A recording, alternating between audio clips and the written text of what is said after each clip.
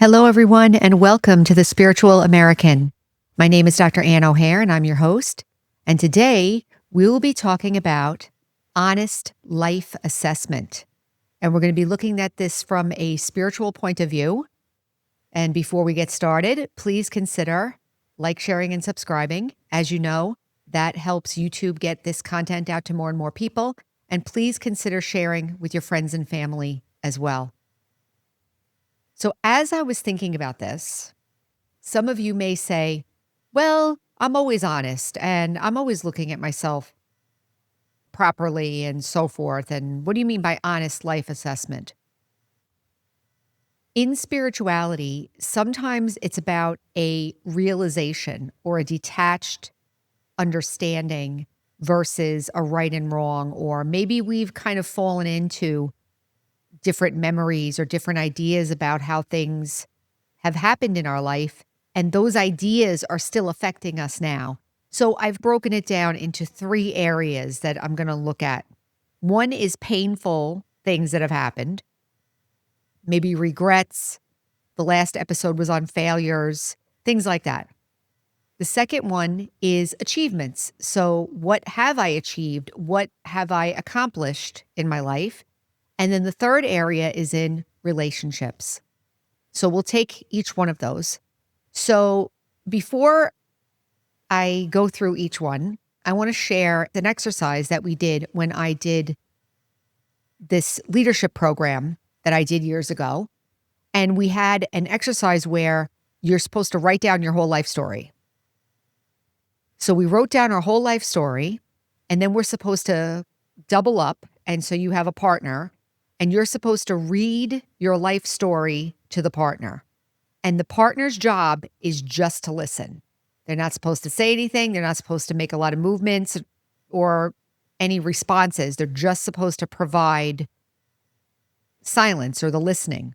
And you're going to read your story of your life. And the instruction is keep reading it until you get it. I was like, okay, what's this? So I started reading the story of my life. And of course, there's like the painful memories and this and that. And I'm reading it and I'm reading it and I'm reading it and I'm reading it. As I'm reading, I'm like getting emotional because I'm like reliving the situations. And actually, this is a good thing into the painful memories, because the painful parts, because that was kind of what I put on the paper. Don't we find that the painful things are the things that we remember the most vividly, generally? So I started reading and reading and reading, and maybe I started the third time, reading it for the third time, and then something happened. I realized that it was just a story, that I'm reading the story. It's not really my life now. It's memories, maybe the effects of the choices and the things that happened are still with me now. But what was on the page is just a story. It's not me. It was like I was separate from the story. So it was an amazing moment, actually, because it was the moment of, let's say, detachment. Like you have a little bit of an objectivity with your life. So in this episode, I'm going to invite us to have a little bit of objectivity. So with those painful situations or painful memories, you may want to go back to episode 90, which was rewriting my memories, which I go into how to go into meditation and go to a specific memory and rewrite it so that your needs are met. Very powerful, actually. So if I'm looking at having an honest life assessment, let me look at those painful situations and let me see if I can get a little bit of objectivity around those painful situations. There's a lot of ways to do this. There's a lot of different exercises and meditative things you can do. Like, for instance, you can imagine yourself as an adult back in the scene with yourself, guiding or protecting yourself. You can imagine, like I suggest in the rewriting your memories, where you take the other person and let them do exactly what you wanted them to do. Like they did do what I wanted them to do. They did take care of me. They did say the right thing. They did do all that. I find that very powerful. And in our mind, we're able to do that. But the honest life assessment with the painful parts would be that I'm looking at it and I realize that it's not the truth. It's not happening now. And it is possible that I'm remembering it and I may not be able, there's no objective truth about my memory. If I ask another person that was there, they may say a totally different story. So the honest assessment for the painful things would be to realize that I need to take responsibility for my own memory and that it's not objective truth. It may feel true for me and it's my experience and it's my feelings, but those are all things that I can control. What I'm saying is very important because sometimes we not only hold on to painful ideas and memories as true, we also believe that they're true for others and we hold others accountable for my feelings. So the honest assessment would be, okay, I still have feelings. I'm not saying it's okay that they did what they did or they didn't do or whatever. I'm not saying that it's okay. I'm just saying that I have to be honest about that these are my memories, my thoughts, and I really can't prove that it happened the way I'm remembering it, but I can deal with it myself. So that would be the honest assessment. The other thing about that is that sometimes we play a part in the painful situation. I know a lot of painful memories might be from childhood, and in childhood, we don't really have a lot of control over the situation. So it's hard to give yourself that responsibility as a child. But let's say other situations where a painful thing happened, like sometimes I give the example of, let's say I'm not happy in my marriage, or let's say I remember an old relationship and it's still bothering me. That's relationships, by the way, but it's painful. So I'm remembering it in a certain way. Well, I got into that relationship. I made the choice to be in it. I didn't make the choice to be abused or be unhappy or whatever, but I did choose to be in it. So that would be a level of honesty and a level of responsibility. I take responsibility for the choices that got me into that thing. I take responsibility for when I was fighting. I take responsibility for not taking care of myself. You know, with the painful things, it's not so easy to take responsibility. We're much more likely to be blaming the situation based on our memory and blaming the other people or blaming what happened. But I think if we're looking to be honest, it's helpful to take responsibility back because then I can deal with my own feelings and heal them. And then that impact of that will not keep moving forward. And that's what we want. We don't want the past to keep on influencing my future. The second area is achievements. So the honest life assessment with achievements. Have I been honest about what I've done, what I haven't done? Have I taken credit for what I have done? Have I taken too much credit? Am I arrogant about it? Do I hold it over people's heads? In my case, I didn't want to take credit for things that I've done. Not sure why, actually. Maybe I need to keep looking at that. But it was almost like if I took credit for it, then that would mean I was being pushy or arrogant or something. But in my life, I've had many, many achievements and I've been very successful in a lot of things. There's nothing wrong with taking credit for that internally, like we call that maybe pure pride or something, like pride for merit. Like I actually did do it. Yes, I did do it. It's like logical. It's honest. Yes, I did get a doctorate in nursing. Okay, fine. Am I going to use that to be mean or whatever, or think that I'm better than I am? No. But yes, I need to take credit for the things that I've done. Also be honest about the things that I haven't done. Maybe be honest about the opportunities that I didn't take. Are there times in your life when you have maybe regrets about things that you didn't do? This is a time to take stock of what was achieved. Even if something didn't happen, sometimes something else happened that I can say, okay, well, I didn't get that job, or I didn't get that situation didn't happen, or that relationship didn't work out, but because that left, I had a chance to do this. So honesty would also be kind of looking at the situation and saying, well, what actually happened? This didn't happen, or this did happen, and how did it affect the next situation? Was it overall positive? What we're trying to do with this honest life assessment is remove judgment, guilt, regret, blaming. We're trying to remove some of those negative traits or negative feelings, because there is a way to look at my life and say, it's perfect just the way it is. It's my life and it's perfect just the way it is. But we need a little detachment. If we're still caught up in the emotions, it's much more difficult. The third area is in relationships. And I find that this is probably the hardest because there's so many different kinds of relationships that we have. We have relationships with family. We have relationships with maybe a marriage or children or work. There's so many different relationships that we have. And each of them has their own obligation, potential, attainment that you get from each one. They're all unique. We were talking about the relationship of siblings, the relationship of parent-child, the relationship, like every relationship has its own universe of attainments. But that means there's also potential for it to be kind of messed up also. So can I look back on all my relationships and say, again, like I said before, take responsibility for my part.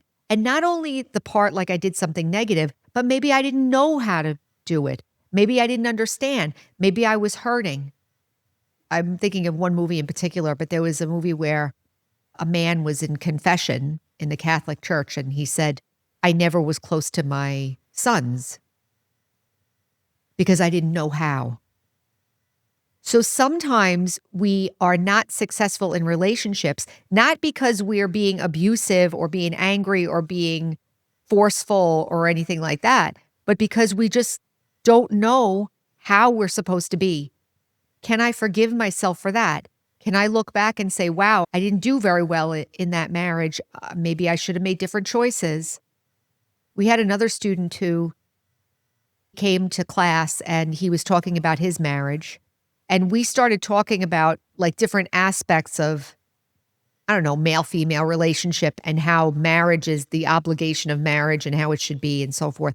And he said, I never thought about it that way. It's funny how we're in all these relationships and we don't kind of look at things fully. Maybe we're just looking at what we want to get from it, or maybe we're just looking at what the other person is supposed to give us, or maybe we're just stuck in our own pain. But we're not objectively looking at the different obligations and responsibilities of each relationship. And can I look at that and see, am I fulfilling that obligation? Am I fulfilling my part of the responsibility? This is an important thing to look at.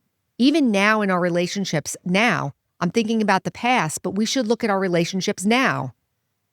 My relationship with my parents, my relationship with my spouse, my relationship with my children, my relationship at work, my relationship with my body, my relationship with my health.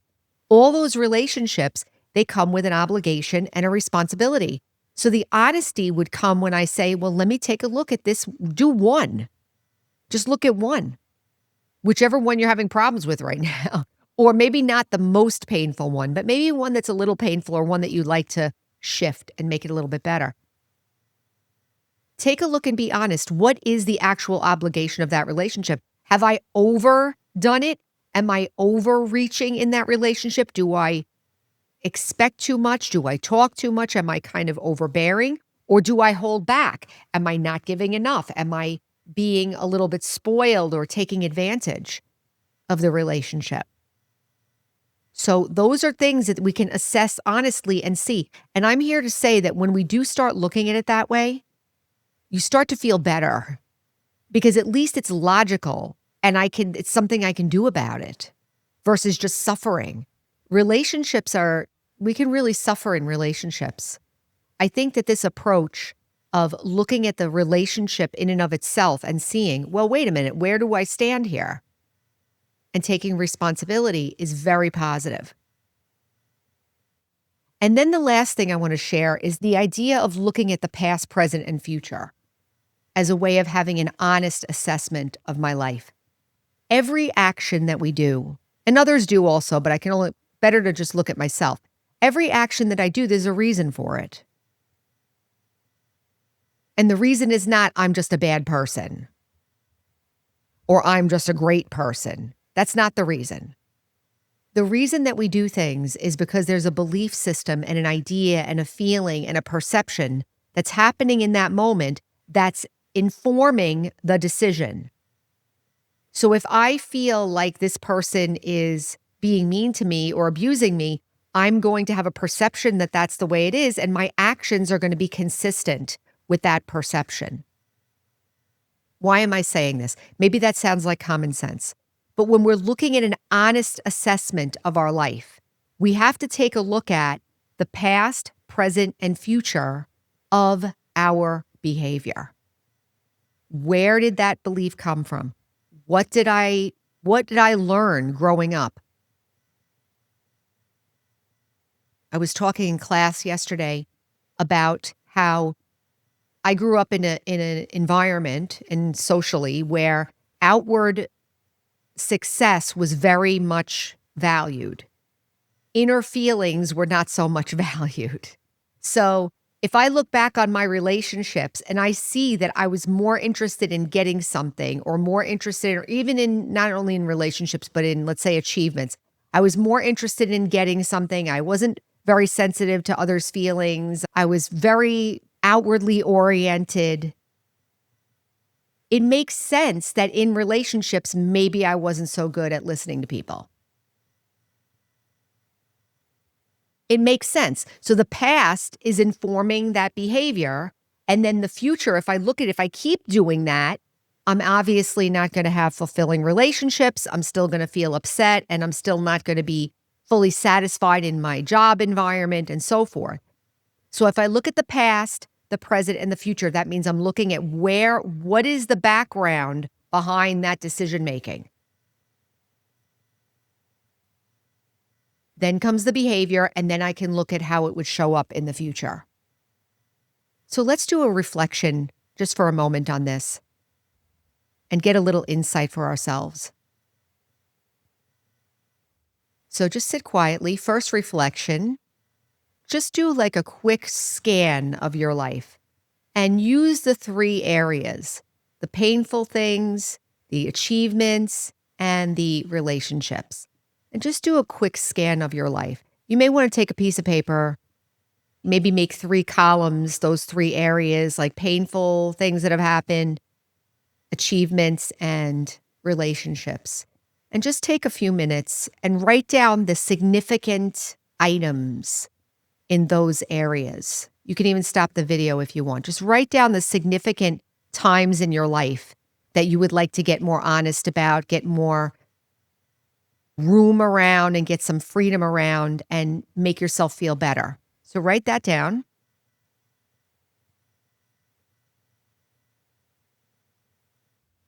Okay, the second reflection is with the painful area. Take one thing and see if you can get some objectivity around that situation. Are you blaming the other person? Has the pain of that situation carried forward into your decision making in the future? Has it affected other relationships? Has it affected how you feel about yourself? Just see if you can take a little responsibility for that situation. Let the other person off the hook. Let the other people, let the situation completely off the hook. You're only dealing with your own feelings. Third reflection, let's do the achievements. Let's look honestly. What have I achieved? What have I not achieved? Let's just be like neutral about it. This was done. This was not done. I wanted this to happen. It didn't happen, but I did achieve this. And I can take pride in what I did achieve. And I can say, well, come to terms with what I didn't. All right, that didn't happen. It's okay.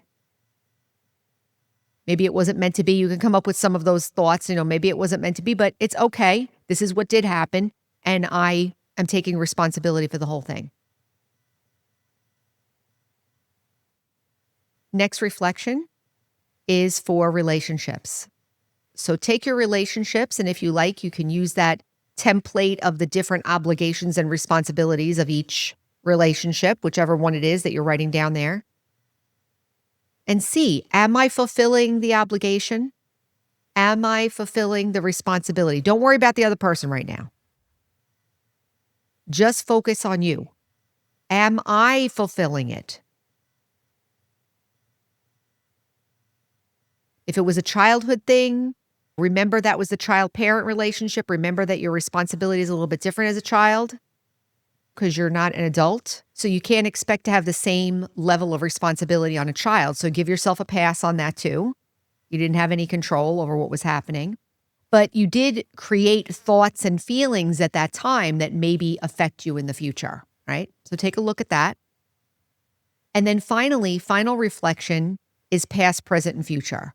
So as you're looking at this, whichever area you're looking at in your life, in your assessment, give yourself the room and the grace and the mercy of looking at past, present, and future. Give yourself the chance to understand yourself.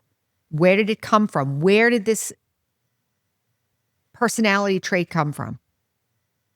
I was sharing with somebody yesterday, like you can use the words, of course. Of course I'm like that. Of course I would think like that. That's how I was brought up. Of course I would think like that. It doesn't mean I have to continue thinking like that. So past, present, and future, give yourself that chance. Find out where it came from loosely, not like a fault, but this is how the conditioning came, and that makes sense that I would think that way. That makes sense that the decision would be made that way.